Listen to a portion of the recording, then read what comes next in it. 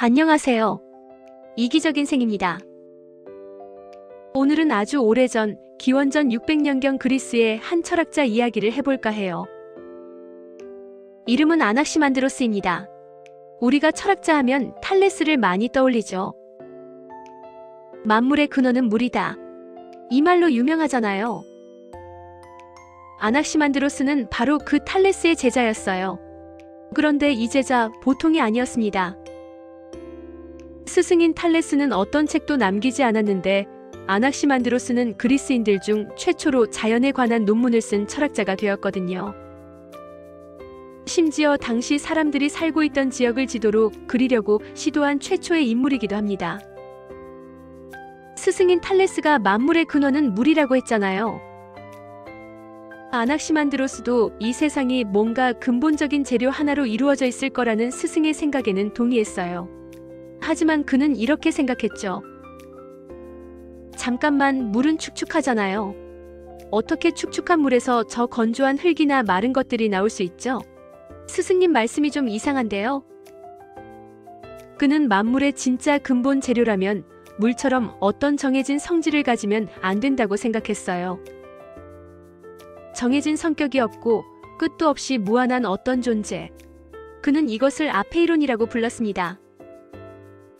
모든 것이 이 아페이론에서 생겨나고 결국 모든 것이 이곳으로 돌아간다고 본 거예요.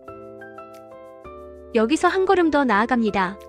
스승 탈레스는 물이 어떻게 다른 만물이 되는지는 설명하지 않았거든요.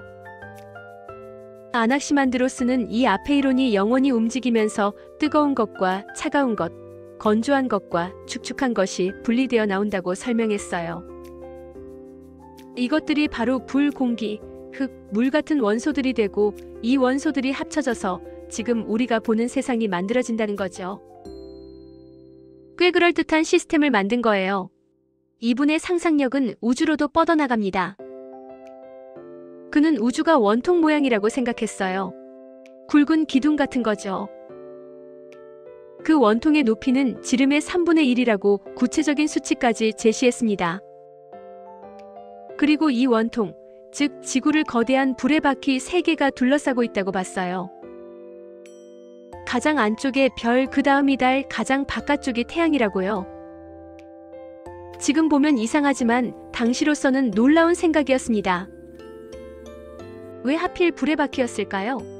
가벼운 것은 위로, 무거운 것은 아래로 간다는 당시의 원리를 따른 거예요.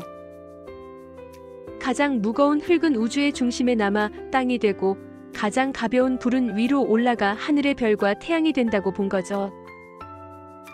태양을 그냥 신이 아니라 거대한 물질 덩어리로 보고 그 거리까지 상상한 최초의 천문학자이기도 했습니다. 인류의 기원에 대한 생각은 더 재미있습니다. 최초의 동물은 바다, 즉 축축한 습기에서 태어났다고 봤어요. 처음엔 가시 돋친 껍질로 둘러싸인 물고기 형태였대요.